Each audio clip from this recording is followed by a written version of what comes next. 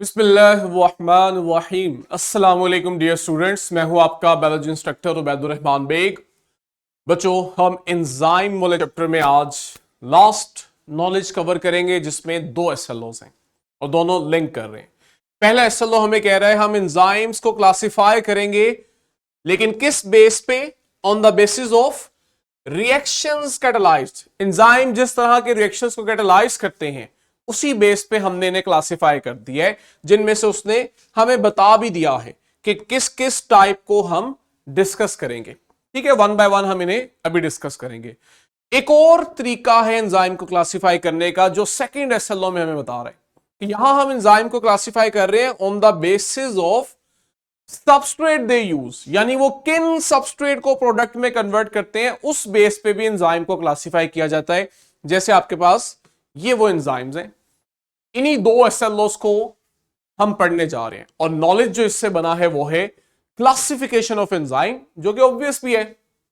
अब दो ही तरीके हमने चूंकि एसएलओ में पढ़ लिए कि आप एंजाइम को कैसे क्लासिफाई कर सकते हो। एक तो ये कि वो किस सबस्ट्रेट पे एक्ट करते हैं, उस सबस्ट्रेट की बेस पे इनका नाम दे दो, ठीक है। और दूसरा ये है कि वो किस तरह के केमिकल रिएक्शन को और किस मैकेनिज्म के थ्रू करवा रहे हैं, ठीक है, किस तरह के केमिकल रिएक्शन के ऊपर एक्ट करते हैं और किस मैकेनिज्म के थ्रू करते हैं। इस बेस पे आप एंजाइम को क्लासिफाई कर सकते हो। तो हम सबसे पहले केमिकल रिएक्शन की बेस पे एंजाइम्स को क्लासिफाई करते हैं। ये आपके पास एक इंटरनेशनल बॉडी है, इंटरनेशनल यूनियन ऑफ बायोकेमिस्ट्री, जिसने 1961 के अंदर ना एंजाइम्स को क्लासिफाई किया था और उसके लिए एक नोमेनक्लेचर अडॉप्ट किया था। इस सिस्टम के अकॉर्डिंग हम एंजाइम्स को 6 ग्रुप्स के अंदर क्लासिफाई करते हैं on the basis of chemical reactions they catalyse. या तो एंजाइम आपके पास ऑक्सीडोरिडक्टेज हो सकते हैं, ट्रांसफरेज हो सकते हैं, हाइड्रोलेस, लाइएस, आइसोमरेज और लाइगेस हो सकते हैं। वन बाय वन हम इन्हें देखते हैं कि ये एंजाइम किस तरह के केमिकल रिएक्शंस को कैटालाइज करते हैं। नाम ही काफी है कि नाम से हमें आइडिया हो रहा है ऑक्सीडोरिडक्टेज जो है ये असल में रिडॉक्स एंजाइम है और रिडॉक्स एंजाइम रिडॉक्स रिएक्शन को कैटालाइज करेगा। रिडॉक्स रिएक्शन क्या होता है? ये आपके पास ऑक्सीडेशन रिडक्शन रिएक्शंस को कहते हैं, जिनमें एक ही रिएक्शन में ऑक्सीडेशन भी हो रही होती है और रिडक्शन भी हो रही होती है। और ऐसा कैसे होता है? क्योंकि आप देखते हो इन रिएक्शन में इलेक्ट्रॉन्स को ट्रांसफर किया जाता है एक मॉलिक्यूल से दूसरे मॉलिक्यूल के अंदर, ठीक है। जिससे ट्रांसफर किया जा रहा है उसकी होगी ऑक्सीडेशन, जिसको ट्रांसफर किए जा रहे हैं इलेक्ट्रॉन उसकी हो जाती है रिडक्शन। एग्जांपल आपके पास है सक्सिनेट डिहाइड्रोजिनेज। ये सक्सिनेट सबस्ट्रेट की ऑक्सीडेशन करवाता है और इसे फ्यूमेरेट में कन्वर्ट कर देते हैं और ये रिएक्शन हम क्रेब्स साइकिल में पढ़ते हैं, आगे जाके हमने पढ़ना भी है। तो ये आपके पास उसकी इक्वेशन होगी और साथ हम देखते हैं हमारे पास एक इस रिएक्शन के दौरान एनर्जी रिच कंपाउंड FeDH2 बन जाता है, जिसे बाद में यूज किया जाता है इलेक्ट्रॉन ट्रांसपोर्ट चेन में एटीपी सिंथेसिस के लिए। सेकंड, ट्रांसफरेजेस, कुछ ट्रांसफर करेंगे, नाम हमें ये सजेस्ट कर रहे हैं। ये क्या करते हैं? ये असल में रिएक्शन के दौरान फंक्शनल ग्रुप को ट्रांसफर करते हैं। जैसे एग्जांपल के तौर पे यहां लिखा हुआ है कि वो मिथाइल ग्रुप हो सकता है, फॉस्फेट ग्रुप, कोई भी ग्रुप एक मॉलिक्यूल से दूसरे मॉलिक्यूल में, हम इन एंजाइम को ट्रांसफरेज बोलते हैं। जैसे हेक्सोकाइनेज एंजाइम है, ये क्या करता है? ये ग्लूकोज की फॉस्फोराइलेशन करता है और इसके लिए जो इसे फॉस्फेट चाहिए होता है वो ये एटीपी से हासिल करता है और आप देखते हो कि ग्लूकोज को ग्लूकोज 6 फॉस्फेट में कन्वर्ट कर देता है। आप अंडरस्टैंड कर सकते हो कि ये रिएक्शन कहां होता है? ग्लाइकोलाइसिस के अंदर, ठीक है। और इस दौरान ये एटीपी यूज कर रहा होता है। थर्ड है आपके पास हाइड्रोलिसिस। ये एंजाइम हाइड्रोलिसिस करवाते हैं और हाइड्रोलिसिस का मतलब ये होता है कि हम वाटर यूज करते हुए बॉन्ड्स ब्रेक कर रहे होते हैं सबस्ट्रेट्स के अंदर। एग्जांपल आपके पास है एमाइलेज की। एमाइलेज जो है ये स्टार्च की हाइड्रोलिसिस करता है और उसे कन्वर्ट कर देता है माल्टोज में। तो ये बाय एक्शन क्या हुआ? हाइड्रोलेस एंजाइम, ठीक है।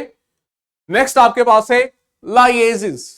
लाइएजेस जो है कहता है ये ऐसे एंजाइम्स हैं जो कुछ खास स्पेसिफिक केमिकल कंपाउंड्स की ब्रेकडाउन करते हैं और वो कैसे ब्रेक डाउन करते हैं, उस दौरान आप देखते हो कि अक्सर वो उन कंपाउंड्स के अंदर carbon to carbon, carbon to oxygen, carbon to nitrogen या फिर कुछ और बॉन्ड, वो क्या हो सकता है, carbon to sulphur, phosphorus to oxygen, इस तरह के बॉन्ड्स को ब्रेक करते हैं। अगर मैं आसान अल्फाज में आपको कह दूं कि ये तमाम बॉन्ड क्या है, ये तमाम बॉन्ड असल में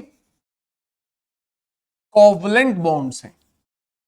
तो वो एंजाइम्स जो कोवलेंट बॉन्ड्स की ब्रेकडाउन करके कंपाउंड्स को तोड़े हैं, और इस दौरान वो पानी नहीं यूज कर रहे, हाइड्रोलिसिस नहीं कर रहे, तो आप इन्हें बोलते हो लाइएसिस। ये आपने फर्क याद रखने हैं, यही इनकी खसूसियत है। और है क्या इसमें, ऐसा कैसे होता है, हम देखते हैं कि इन कंपाउंड्स की ब्रेकडाउन के दौरान ना अक्सर जो आपके पास रिजल्टेंट प्रोडक्ट बन रहा होता है उसमें डबल बॉन्ड इंट्रोड्यूस करवाया जा रहा होता है, ठीक है, जिससे आप देखते हो आपके पास स्ट्रक्चरल चेंजेस होती हैं और प्रोडक्ट बन जाता है। एग्जाम्पल के तौर पे हमारे पास यहां एल्डोलेज है। एल्डोलेज क्या कर रहा है, ये फ्रुक्टोज 1,6 बिसफॉस्फेट को ब्रेक डाउन करके डाईहाइड्रोक्सी एसीटोन फॉस्फेट और ग्लिसरल्डिहाइड फॉस्फेट में कन्वर्ट कर रहे हैं। अब अगर थोड़ा सा याद करो, ये भी आपके पास ग्लाइकोलिसिस की रिएक्शन नहीं है, ग्रेड 9 में हमने पढ़ा है, ग्रेड 11 में दोबारा पढ़ लेंगे, और आपने इस एंजाइम को भी याद रखना है। आइसोमरेज 5th कैटेगरी, ये तो इजी है, आइसोमर्स हमने पढ़ा हुआ है। आइसोमरेज वो होगा जो आपके पास एक मॉलिक्यूल को उसके आइसोमर में कन्वर्ट कर देगा, और ऐसा वो कैसे करता है, वो एक मॉलिक्यूल के अंदर उसके एटम्स की रीअरेंजमेंट करता है, जिसकी वजह से आप देखते हो कि वो एक मॉलिक्यूल अपने आइसोमर में कन्वर्ट हो जाता है। और आइसोमर में क्या होता है, आपके पास एलिमेंट्स के एटम सेम रहते हैं लेकिन उनकी स्ट्रक्चरल अरेंजमेंट में फर्क आ रहा होता है। एग्जाम्पल है फोस्फोहेक्सोस आइसोमरेज, क्या करेगा, इसने ग्लूकोज 6 फॉस्फेट को उसके आइसोमर फ्रुक्टोज 6 फॉस्फेट में कन्वर्ट करना है। अगेन आपके पास ग्लाइकोलिसिस का हमने रिएक्शन लिया। इस तरह के रिएक्शन लेने का मकसद ये है कि आपके लिए कोई नया रिएक्शन ना याद करना पड़ जाए जो मुश्किल हो, हम वही चीज पढ़ें जो हमने आगे अपनी इस किताब में पढ़नी है। लास्ट स्टेज केमिकल रिएक्शन की बेस पे जो लास्ट कैटेगरी है वो लाइगेजेस की है। इसको हमने आगे पढ़ना भी है डीएनए वाले टॉपिक के अंदर, जहां पे आप रेप्लिकेशन देख रहे होगे। लाइगेसेस जो है ना, इन्हें हम असल में सिंथेटेसेस भी बोलते हैं। सिंथेटेसेस मतलब जो कुछ सिंथेसिस करेंगे, और ये क्या करते हैं, ये असल में दो कंपाउंड्स को आपस में जोड़ रहे होते हैं कोवलेंट बॉन्ड की मदद से, यानी ये दो कंपाउंड्स को मिला के कोई नया कंपाउंड बनाते हैं, और इस दौरान जो बॉन्ड बन रहा होता है उनमें वो कोवलेंट बॉन्ड होता है। इन्हें आप कहते हो लाइगेसेस। हाँ, इस रिएक्शन के दौरान फिर हम देखते हैं इन्हें एनर्जी चाहिए होती है जो कि ये एटीपी से ले रहे होते हैं। एग्जाम्पल आपके पास है डीएनए लाइगेस की। डीएनए लाइगेस जो है वो डीएनए स्ट्रैंड्स को, डीएनए फ्रेगमेंट्स को आपस में जोड़ रहा होता है जब डीएनए की कॉपी हो रही होती है रेप्लिकेशन प्रोसेस के दौरान, ठीक है। और इस दौरान आप देखते हो कि वो डीएनए फ्रेगमेंट्स या सेगमेंट्स के दरमियान एक कोवलेंट बॉन्ड बनाता है जिसे आप फॉस्फोडाइएस्टर बॉन्ड का नाम देते हो, ये भी हमने पढ़े। सेकेंड आपके पास जो क्लासिफिकेशन का मेथड है अकॉर्डिंग टू RSLO, वो है कि हम सबस्ट्रेट की बेस पे क्लासिफाई करें कि जिस सबस्ट्रेट पे एंजाइम एक्ट करके उसको प्रोडक्ट में कन्वर्ट कर रहा है, आप उसी सबस्ट्रेट की बेस पे से नाम दे दो। पहला हमारे SLO में जो रिक्वायरमेंट है ना, वो डाइएस्टेज की है। ये देखो आपको दोबारा दिखाता हूं कि SLO में उसने ब्रैकेट के अंदर हमें एग्जांपल्स भी दी हुई हैं कि आप डाइएस्टेज यूज करो, माइलेज करो, प्रोटीएज करो, लाइपेज करो, इनकी एग्जांपल दो, साथ एक्सेट्रा भी कह दिए कि आप और भी से बाहर भी जा सकते हो, लेकिन ये लाजमी है। तो अब हमने यही यहां पे पढ़नी है, एक दो एक्स्ट्रा भी पढ़ेंगे क्योंकि SLO बेस एग्जाम है, हमने हर लिहाज से तैयार रहने। अब डाइएस्टेज जो है ना, इसके बारे में आपने याद रखना है कि ये किसी स्पेसिफिक एंजाइम को नहीं कहते, जबकि आपके पास एक से ज्यादा ग्रुप ऑफ एंजाइम्स होते हैं जिन्हें आप डाइएस्टेज बोलते हो, लेकिन कुछ तो इनमें कॉमन है ना, जो आपने इन तमाम एंजाइम को एक ही नाम दिया, और वो कॉमन ये है कि तमाम डाइएस्टेज क्या करते हैं, ये स्टार्च की ब्रेकडाउन कर रहे होते हैं, और किस में कर रहे होते हैं, माल्टोज में। तो ये कोई स्पेसिफिक एंजाइम का नाम नहीं है, कोई भी एंजाइम जो आके स्टार्च की ब्रेकडाउन कर दे माल्टोज में, वो आपका डाइएस्टेज हो गया। एक एग्जांपल देख लेते हैं जो कि अगली टाइप है हमारे SLO के अकॉर्डिंग, एमाइलेज एंजाइम।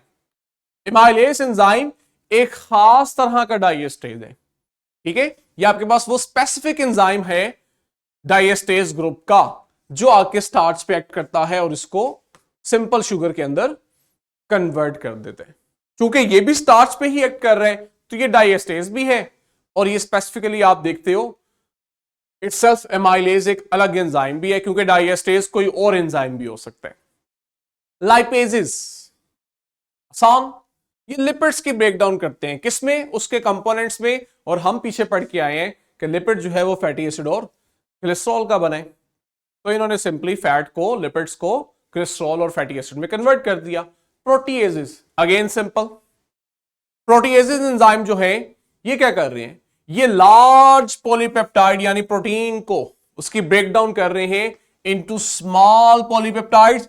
फिर आप देखोगे प्रोटीएजेस भी आगे टाइप्स हैं, वो इन स्मॉल पॉलीपेप्टाइड्स को मजीद स्मॉल करेंगे, हत्ता कि आपके पास कुछ ऐसे प्रोटीएज भी आएंगे जो फाइनली डाइपेप्टाइड की ब्रेकडाउन कर देंगे उसके अमाइनो एसिड्स के अंदर। तो ये वो तमाम एंजाइम जो लार्ज पॉलीपेप्टाइड की ब्रेकडाउन करते करते उसको फाइनली एक एक अमाइनो एसिड की शक्ल में ब्रेक कर देते हैं, इन्हें आप कहते हो प्रोटीएज एंजाइम। एग्जांपल बड़ी कॉमन, पेप्सिन आपके स्टमक के अंदर क्या करते हैं, लार्ज प्रोटीन को, लार्ज पॉलीपेप्टाइड को स्मॉल पॉलीपेप्टाइड पेप्टोन में कन्वर्ट कर देते हैं, ट्रिप्सिन है, ठीक है।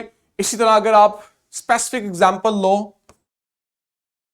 ट्रिप्सिन एंजाइम की, ये क्या कर रहा है, ये दो अमाइनो एसिड यूनिट डाइपेप्टाइड्स को फाइनली उसके अलग अलग अमाइनो एसिड यूनिट्स में ब्रेक कर देता है, यानी कंप्लीट ब्रेकडाउन कर देता है फाइनली, ठीक है। तो ये आपके पास एग्जांपल होगी। फोस्फोराइलेसिस, फोस्फोराइलेसिस वो एंजाइम है जो किसी मॉलिक्यूल की ब्रेकडाउन करवाएंगे, फॉर एग्जांपल आपके पास ग्लाइकोजन या स्टार्च हो सकते हैं। ये उसकी ब्रेकडाउन कैसे करवाते हैं ये अंडरस्टैंड करना है कि ये कैटालिसिस के दौरान असल में एक इनऑर्गेनिक फॉस्फेट को उस सबस्ट्रेट के अंदर ऐड करवा रहे होते हैं, जिसकी वजह से आप देखते हो कि उस सबस्ट्रेट की ब्रेकडाउन हो जाती है। एग्जांपल हमारे पास है फॉस्फोराइलेटेड प्रोडक्ट में ग्लाइकोजन फॉस्फोराइलेज, ये क्या कर रहा है, ये ग्लाइकोजन की ब्रेकडाउन करवा रहा है इनटू ग्लूकोज 1 फॉस्फेट, ठीक है। न्यूक्लियसिस नाम से आइडिया हो रहा है, ये आपके पास वो एंजाइम है जो न्यूक्लिक एसिड के अंदर मौजूद जो फॉस्फोडाइएस्टर बॉन्ड्स हैं जो उसके न्यूक्लियोटाइड सब यूनिट्स में मौजूद है उनकी ब्रेकडाउन करता है, यानी ये डीएनए आरएनए की ब्रेकडाउन करता है, ठीक है।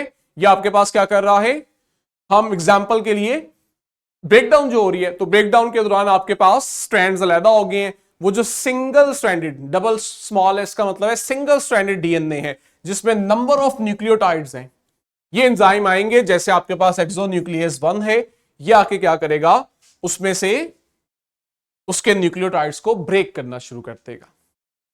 इन टर्मिनोलॉजीज को अंडरस्टैंड करने के लिए हमने इनके नाम भी यहां मेंशन किए हुए हैं, जहां आपके पास ये वर्ड आएगा एसएसडीएनए नंबर ऑफ एन टाइम्स, इसका मतलब है कि आपके पास सिंगल स्ट्रैंडेड डीएनए मॉलिक्यूल है जिसमें एन नंबर ऑफ न्यूक्लियोटाइड्स हैं, ठीक है। इसी तरह आपके पास ये टर्मिनोलॉजी यूज हो सकती है जिसमें n-x होगा, इसका मतलब होगा कि आपके पास सिंगल स्ट्रैंडेड डीएनए मॉलिक्यूल है जिसके n न्यूक्लियोटाइड में से x न्यूक्लियोटाइड्स को हमने रिमूव कर दिया है फ्रॉम 3 प्राइम एंड। NMPs ये देखो ये यूज हुई, ये वो न्यूक्लियोटाइड है जो लैदा हुआ है, इसे आप कह रहे हो न्यूक्लियोसाइड मोनोफॉस्फेट, यानी कि एक मोनोफॉस्फेट वाला, एक फॉस्फेट वाला, तो वो न्यूक्लियोटाइड होता है, ठीक। ये ले जी, ये आपके वो दो एसएलओ हैं जिन्हें हमने क्विकली अंडरस्टैंड कर लिया, लेकिन डेफिनेटली क्रैमिंग वाले हैं, आपको इसको अच्छा खासा टाइम देना है, शुरू में अभी टाइम देना है, थोड़ा सा टाइम लगेगा, याद करो, स्टिकी नोट्स बनाओ, ठीक, और याद करो, पहले शुरू के अंदर स्टिकी नोट्स में डेफिनेशन और एग्जांपल लिखो, फिर आगे बस नाम लिखो और एग्जांपल लिखो, जिससे आपको याद हो जाए कि अच्छा ये वाला एंजाइम ये काम करता है, मुझे नाम से आइडिया हो रहा है और ये एग्जांपल है। उठते बैठते इसको कुछ दिन आप देखोगे, आपके पास ये चीज याद हो जाएगी। और आसानी के लिए आप क्या कर सकते हो कि आप वीडियो डिस्क्रिप्शन में जो आपके पास वर्कशीट और क्वेश्चन बैंक है उसको प्रैक्टिस करो, ताकि आप एसएलओ बेस एग्जाम के लिए अच्छे से तैयार हो सको। इंशाल्लाह हम नेक्स्ट लेक्चर में नेक्स्ट चैप्टर स्टार्ट करेंगे, तब तक के लिए बच्चों अल्लाह हाफिज।